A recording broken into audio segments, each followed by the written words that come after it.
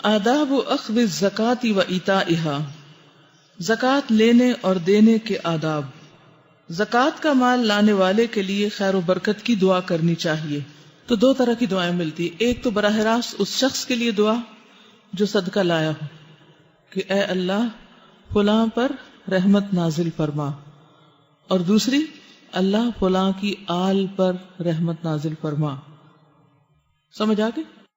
کیا دو چیزیں؟ براہ راست اس شخص پر جو لے کر آیا ہے، اور نمبر دو اس کی آل اولاد پر بھی، اور ان دونوں کو کمبائن بھی کر سکتے ہیں کہ اللہ آپ پر اور آپ کے اہل و عیال پر اپنی رحمتیں نازل فرمائے۔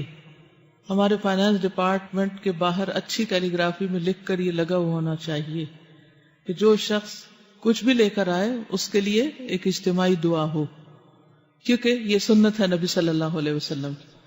خواہ وہ شخص اپنا فرض ادا کر رہا ہے، وہ فرض ادا کر رہا ہے، اور ہم کیا کہتے ہیں، کیا سوچ کے اس کا رکھ لیتے ہیں کہ اس کی ذمہ داری تھی نا، اس نے پوری کی، سو واٹ؟ نہیں، چاہے اس نے ذمہ داری پوری کی، پھر بھی ہمارا فرض بنتا ہے کہ ہم اس کو دعا دیں۔ دعا دینے کا فائدہ کیا ہوگا؟ موٹیویشن ملے گی اور اس کے اوپر اور رحمتیں نازل ہوں گی، اگلے سال اور زیادہ ادا کر سکے گا، اوروں کا بھلا کر سکے گا، اور ایک محبت اور بھائی چارہ بھی تو بڑھتا ہے نا، دل میں اطمینان سعادت۔ اور جب کوئی احسان کرتا ہے، چاہے وہ براہ راست ہم پر نہ بھی کر رہا ہو، لیکن ہم بھی ایک وسیلہ بنے ہوئے اس میں، تو بھی دعا دینی چاہیے۔ انہیں دو لفظ بولنے بھی چاہیے، اگر لائن لمبی لگی ہوئی ہو تو اس وقت اگر مشکل ہو رہی ہو تو ایک مستقل لگی رہے، اور ایک بولنے سے اور زیادہ دل اچھا ہوگا۔ یعنی اصل سنت تو یہی ہے کہ نبی صلی اللہ علیہ وسلم نے بول کر ہی بات کی۔ ہمیں جب کوئی کہے نا کہ دعا کر دے کوئی، تو ہم کیا کریں، ہمیں یہ بھول جاتا ہے کہ کسی کے لیے کیا دعا کرے۔ تو ہمیں پتہ ہونا چاہیے کہ اس موقع پر کس کو کیا دعا دینی ہے۔ جو کسی کو دعا دیتا ہے فرشتے اس کے لیے دعا کرتے ہیں۔ اب یہ یاد رکھنی ہے یہ بات، زکات دینے والا اپنی مرضی سے زیادہ زکات ادا کرے تو اس کے لیے بہت زیادہ ثواب ہے، زیادہ دینے والے کے لیے زیادہ ہے۔ وَسَنَزِيدُ الْمُحْسِنِينَ، کیونکہ ہم بعض اوقات اتنی زیادہ کیلکولیشن میں پڑ جاتے ہیں کہ ہم کہتے ہیں جی یہ نگ تو سونا نہیں ہے، اس کے اندر تو کاٹ بھی ہے اور فلاں بھی ہے، اور اس کے بیچنے کا ریٹ اتنا اور خریدنے کا اتنا ہے، اور بہت لمبے چوڑے حساب میں پڑ جاتے ہیں۔ تو بہت باریک حساب کرنے سے بہتر حساب کر لیں لیکن اس پر زیادہ دیں، تو اجر بھی، فائدہ بھی، ثواب بھی اور برکت بھی زیادہ ملے گی۔ اس میں دینے والے کا کیا کردار سامنے آتا ہے؟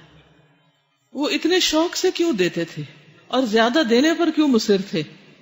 لوجہ اللہ، لوجہ اللہ، اللہ کی خاطر، اور اس ڈر سے بھی کہ کہیں ہماری طرف کوئی حق نہ رہ جائے، زیادہ لے لو۔ لینے والے کا کیا کردار سمجھ میں آتا ہے؟ وہ اپنی جگہ ڈر رہا ہے، لہٰذا جب کوئی بات سمجھ میں نہ آئے تو کیا کرنا چاہیے؟ فَاسْأَلُوا أَهْلَ الذِّكْرِ إِن كُنتُمْ لَا تَعْلَمُونَ۔ جب دونوں کے درمیان بات طے نہیں ہوئی تو کہا چلے نبی صلی اللہ علیہ وسلم سے پوچھتے ہیں۔ جب آپ سے پوچھا گیا تو آپ کا فیصلہ کیسا تھا؟